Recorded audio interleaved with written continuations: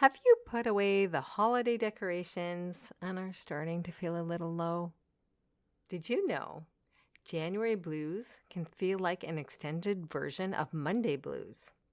For some of us, it can be tough on our mental health and can lead to feelings of depression. In this episode, I share with you 10 things you can do if you're feeling blue. Come on in, girlfriend. It's time to choose happy. Is adopting healthy habits a challenge despite the self-help books you're reading? Are everyone else's expectations keeping you so busy that you've got no time or energy left in your day to do what makes you happy? Do you find yourself constantly saying negative things out loud or in your head? Hey, girlfriend, welcome to the Choose Happy with Marie show. You know your life can be better, but you're so tired you can't think clearly. So you continue living your life on autopilot, convinced that this is the best that it can be. I'm here to remind you, your life can be better. Hi, I'm Marie, host of the show and author of the Choose Happy Affirmation Cards. I've been where you are. I hear the negative self-talk you're saying because I say it too, just a different version. I also know what it's like to try to tirelessly meet everyone else's expectations. I'm here to tell you that there's hope towards finally living a life that is healthy and happy, and I call it choosing happy. If you're ready to ditch the negative self-talk, implement healthy habits, and last but most importantly, finally feel worthy of living a happy life, you're in the right place. Let's do this, girlfriend. Let's choose happy together. Welcome to the Choose Happy with Marie show. Hello, hello, hello. How are you? Happy January. How are you feeling? I've been feeling a little bit of January blues right now, if I'm being honest. I live in a cold climate where we haven't had much sun lately, and that's definitely been negatively affecting me. I've heard from others who are also struggling through the gray cold days, so I thought I'd share here with you what I do when I'm feeling January blues, and I also did some research on it, and I wanted to share the ideas that I found that maybe you might want to try them too. Remember, you are not alone if you're feeling this way. That's one of the reasons I wanted to connect with you, to remind you that we are all in this together, going through the winter months. And for those of us who live in colder climates and don't participate in winter activities, I recognize this can be hard. So please give yourself some grace for the next couple of months. All right. So what can we do to overcome these so-called January blues? All right. So I brought up 10 different things you can do, or we can do, I should say. The first one, embrace a winter activity. Physical activity, as you know, can be a mood booster, especially if it's sunny outside. By the way, did you know that walking is an activity? So if snowshoeing, skiing, or skating is not your thing, that's okay. Then get yourself a good pair of winter boots, and if you're hesitant with the boots, consider getting grips for them. Something you put over the bottom of your boots that gives you a better grip on the snow. I actually use those when I'm walking my dog on days when there's ice or slippery snow, and that really helps my self-confidence when I'm walking. Number 2, if your finances allow for it and you can take the time off from work, consider traveling to a sunny, warm destination. Just saying that makes me feel good. I've been doing this for a few years now, except during the COVID pandemic, of course, and it's really helped to have something to look forward to during the cold months. And the reason why I look forward to it is because it's just something bright and warm and new, and it just brings me happiness. I recognize that saving for these trips, can be difficult. How I do it is I actually have it as a budget item. I put aside a certain amount of money every paycheck towards it all year long. So if it takes you a year to save up for it, or if it takes you 2 years to save up for it, it just feels good every pay to put that aside, knowing that it's contributing to this special trip that makes me happy. And also, it's not just about the week-long trip, for example, if you only take a week.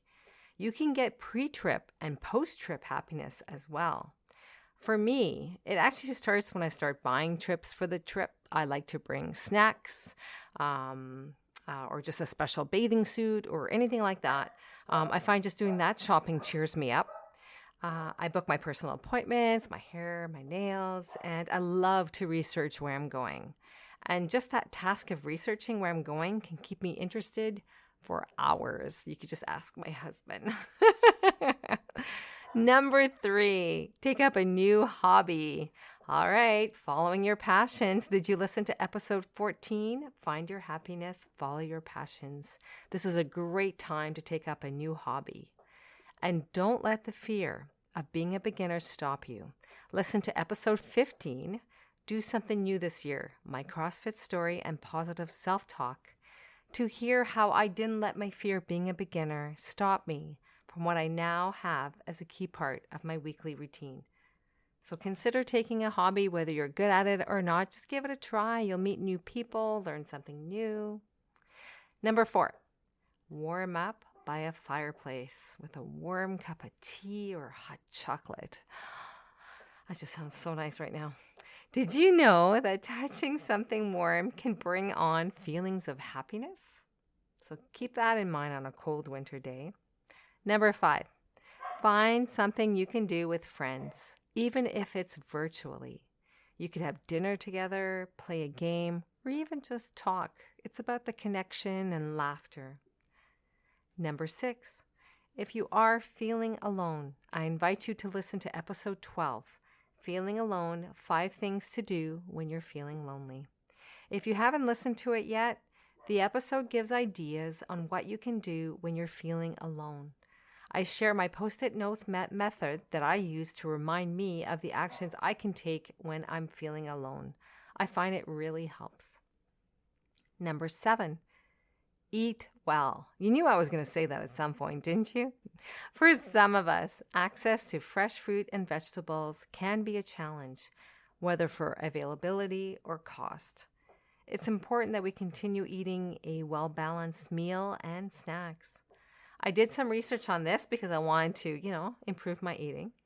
And I found good mood foods and came up with this list. You ready? It's a few items. Number 1, seeds and nuts, salmon, eggs, dark green vegetables, tofu, berries, turkey, and my favorite, dark chocolate. Well, my favorite is not dark chocolate, but the word chocolate just gets me. So those are a few ideas to incorporate into your diet to help you with your mood. Number 8, use a happy light first thing in the morning. It is recommended a minimum of 20 to 30 minutes every day. I don't know if this works, but I do it. So I'm thinking that's going to help. If not, then at least I'm trying. Number 9 and 10 are actually 2 items. These are my personal favorites for when I'm feeling blue. So first one, number 9, after taking my morning shower, I apply an unscented body lotion mixed with a few drops of peppermint essential oil. I prepare this mixture ahead of time and I keep it in a glass jar. There's something about the peppermint that just seems to wake up my skin and wake me up. If you want to try this, I recommend and highly suggest that you make sure you are buying a quality essential oil that can be absorbed in the body. I've come to learn that there are various levels of quality for essential oils, so please do your research. I would want you to have a good product that you're using. Number 10, escape into a fun fiction book and stick to the one book until you're finished.